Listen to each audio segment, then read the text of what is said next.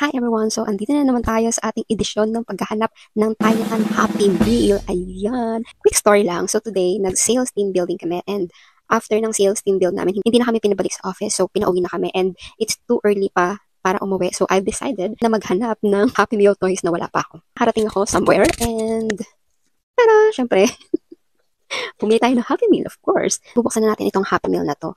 So, ang kinuha ko pala dito ay nangunguna na yung toy. So, nakikita nyo, Anchor Edition siya. Meron tayong fries, cheeseburger, meron tayong yogurt, may ketchup. Yan, marami tayong ketchup for today. Ang kinuha ko palang drinks dito is chocolate milk. So, ito na ang ating toy. So, sino kaya ang makukuha natin for today? Buksan na natin. Inhawakan ko pala yung mic ko ngayon kasi wala akong masabitan ng mic. Ang nakuha natin today ay si Jean! Ayan! Ang kit-kit niya! Charot. So, nakuha na natin si Jean ng Anchor Edition. Ayan, si Jean. Ang number niya sa Anchor Edition is number 9. Ayan. So, ayun lang. Bye!